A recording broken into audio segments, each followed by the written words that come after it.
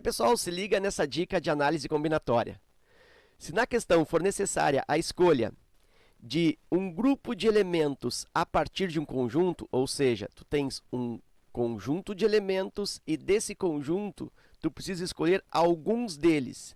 Sempre que o exercício te levar para essa escolha, escolher alguns de um grupo, se trata aí ou de arranjos ou de combinações.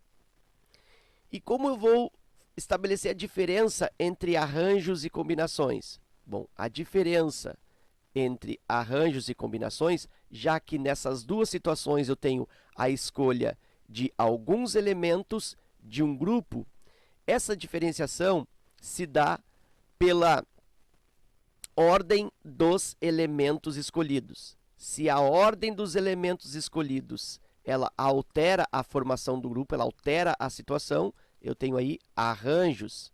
Se caso eu altero a ordem dos elementos escolhidos e a ordem desses escolhidos não altera a situação, se trata de combinações.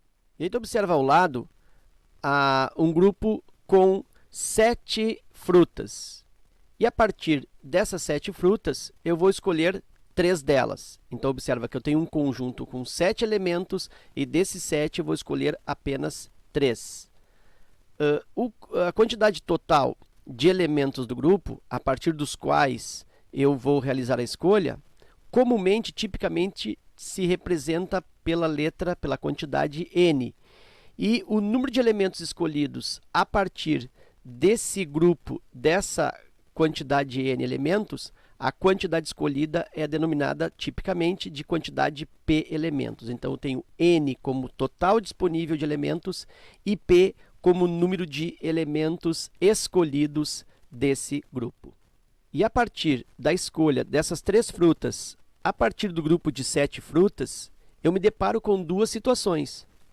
Uma situação é para realizar, por exemplo, a preparação de um suco, e uma outra situação é a preparação de um bolo com essas 3 frutas. Então, 3 frutas para um suco e 3 frutas para um bolo. Pensa que, se eu vou preparar um suco com 3 frutas, a ordem dessas 3 frutas escolhidas não vai interessar no sabor do suco. Quer dizer, eu troco as frutas de ordem e o sabor do suco se mantém o mesmo.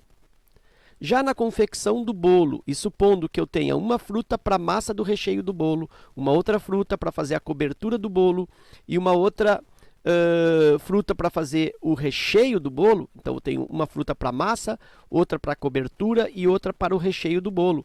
Então, nota que se eu troco a ordem dessas 3 frutas escolhidas, o bolo vai alterar o seu formato, vai alterar o sabor do bolo. Então, nota que no suco a ordem das frutas não interessa, o suco se mantém o mesmo, enquanto que no bolo a ordem dessas mesmas 3 frutas vai alterar o formato ou o sabor do bolo. Então, eu tenho aí, no primeiro caso,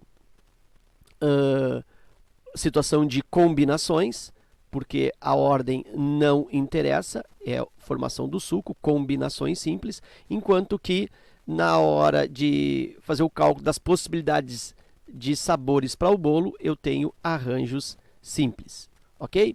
Então, tá aí a dica, espero que eu tenha ajudado vocês, fica meu forte abraço e até a próxima.